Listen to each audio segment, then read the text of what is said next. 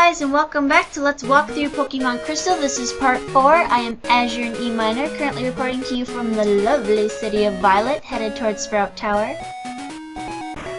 If there's anything worth a mention right away is that the difference between Generation 2 and Generation 4 of the game is that Gen 2 treated Sprout Tower more like a milestone than anything else. You don't have to beat it to complete the game, nor is the reward give any different from its future remake. However, Generation 4 requires you to complete the tower before you challenge the city's gym leader, Falconer. First up here we have Sage Nico, who does indeed send out a Bellsprout. Now these Bellsprout can be a bit of a problem if you pick Totodile. I suggest you go to the gym first if you pick Totodile, to beef him up before you try to beat Sprout Tower. On the other hand, if you had Chikorita, definitely visit this place first because Falconer's birds will destroy Chikorita if she is not leveled enough. However, because I have Cyndaquil, I have the option of going either or without a problem, so I picked Sprout Tower first. Not unlike the Bellsprout found outside Violet City, these frisky flycatchers used by the Sprout Tower sages only know Fine Whip. But by level 15, Bellsprout has already learned the moves Growth, a one-stage special attack Razor, Wrap, a move that inflicts damage over time between 2 to 5 turns, 1/16 of the target's total health per turn, and Sleep Powder. Should you be using Generation 4, you can add Poison Powder to the list, making Bellsprout a intimidating foe. Bellsprout also has a second type, the second type being Poison, so it is not affected 4 times by any type. Both of his defenses are low, but what it lacks in Take, it makes up for in Give, with both attack stats balancing out to one of the highest for most Grass-type Pokemon. I'm going to speed up a little bit here. There's a Paralyzed Heal below us, and another trainer to the left. This is Sage Chow. He also has Bellsprout.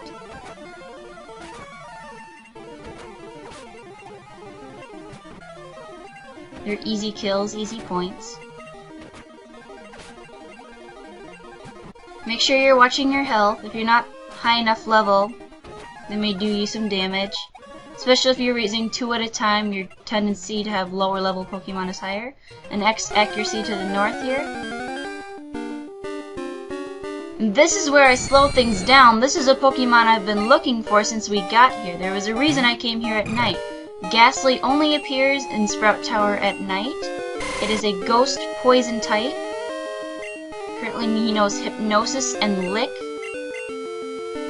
And as he is Ghost type, his Ghost type move Lick does not affect normal types. And normal types do not affect him, so do not use Tackle. However, my Ember is just a little bit too strong for him, so I'm just gonna smoke screen him a bunch of times and lower his accuracy so he can't hit me. He's still hitting me.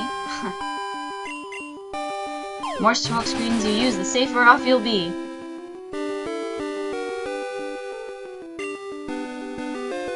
There we go. I also heard that this is a catching technique. The more turns you take, and the more you lower any of their stats, the more likely you are to catch them. I don't know if this is true. Believing never hurt anyone. There's also no way to prove this, but no way to deny it either. Ugh.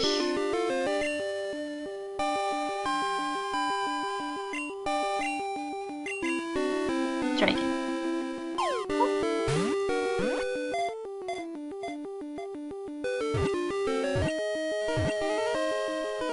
Alright! With that, we've added a second Pokemon to our party. Ghastly is the Gas-type Pokemon. This Pokédex entry is a little dark.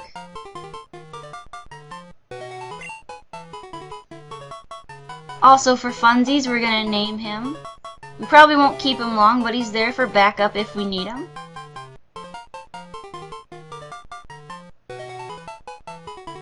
I am impartial to his evolution Haunter, however I do not like Gengar.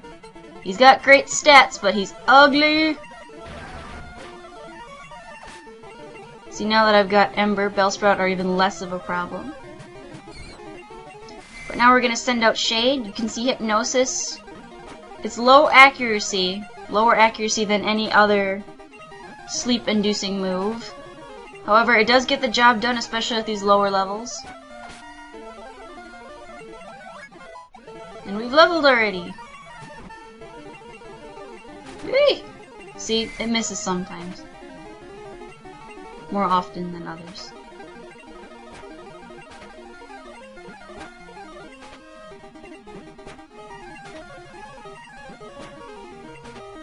And by using Hypnosis, I've only been hit once.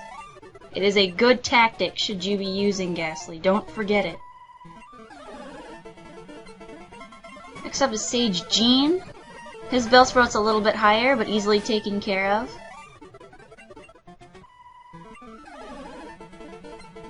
Sage Neil, another Bellsprout. Same level. Same easiness.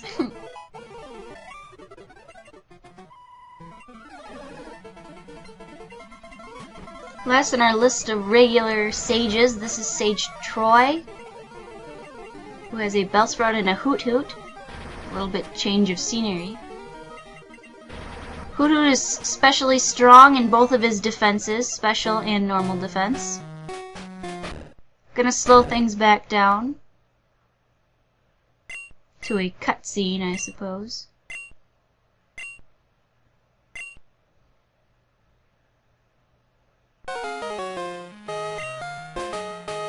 He beat us here, even though I didn't even know he was in the tower.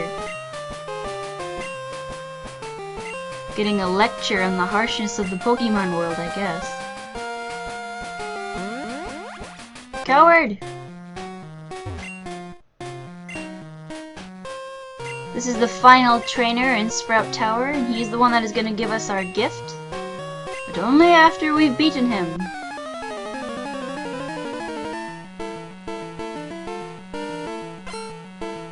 Sage Lee. I did not see him sending out a Bellsprout. That was not in my battle plan. Just kidding.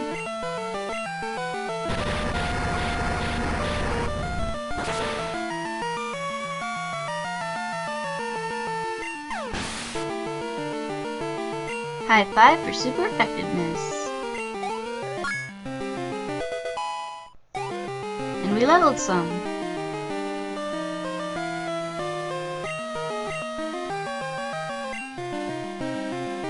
This is where some of you might find a problem if your Pokemon isn't leveled enough.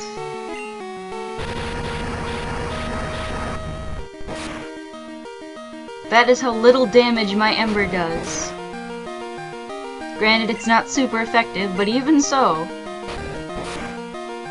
And Tackle isn't much different.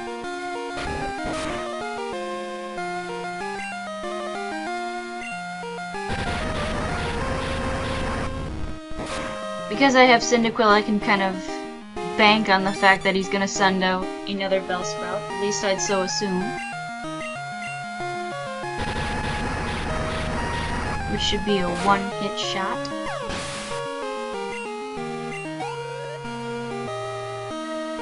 Two down, one to go. And it is Bellsprout.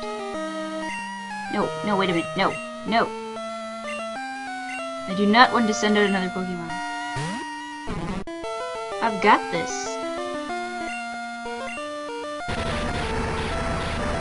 And with one last breath of flame, Bellsprout's life is extinguished.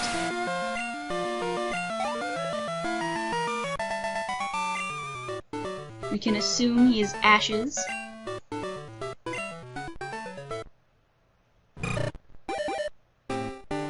And as a special treat, we can evolve him too.